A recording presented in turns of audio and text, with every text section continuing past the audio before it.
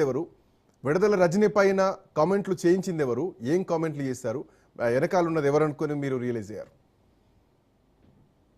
నేను అమెరికాలో ఉంటానండి. అమెరికా ఫ్లోరిడాలో ఉంటాను. యెస్. ఇన్ని వేల కిలోమీటర్ల దూరంలో ఉంటాను నేను. నాకక్కడ చెప్పేవి తెలుస్తాయి విషయాలు. హ్మ్. అంతకు మించి నాకు వేరే తెలీదు. హ్మ్. నేను అదే టైంలో 2020 నుంచి 23 వరకు అది కోవిడ్ టైము. అవును. సో, నేను ఇండియా ట్రావెల్ చేయలేదు. నాకు చాలా విషయాలు తెలీదు. హ్మ్. కానీ కొన్ని విషయాలు జరిగినాయనమాట. అయితే కాంప్లెక్స్ ముందల ఏదో డ్రైనేజ్ ఇష్యూ వచ్చింది. వాటర్ పోవట్లేదని చిన్నగా తవ్వారనమాట.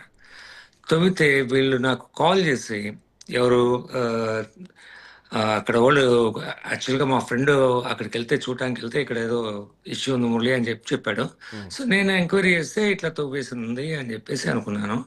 ఆ తర్వాత అక్కడ లోకల్ నాయకులు ఉంటారు కదా!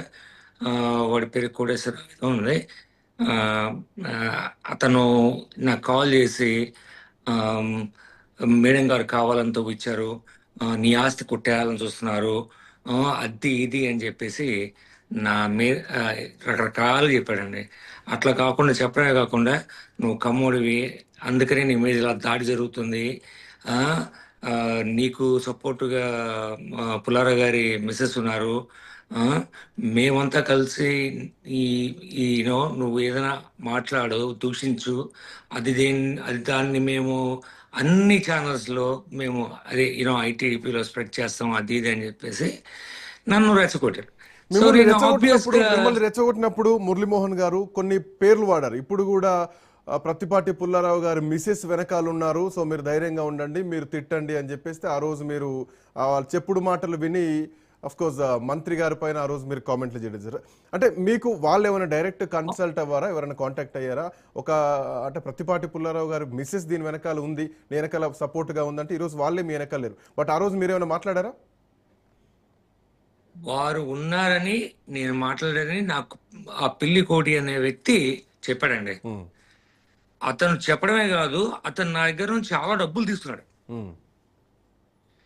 ఇట్లా దూషించినందుకు గాను మురళి అన్న నేను నీకు సపోర్ట్ చేస్తాము అని చెప్పి ఎవ్రీ డే అప్డేట్స్ ఉన్నాయి మేడం గారి దగ్గర నుంచి అని చెప్పేసి ఇది పుల్లారా గారి మిసెస్ గారి దగ్గర నుంచి ఎవ్రీడే అప్డేట్స్ ఉన్నాయి.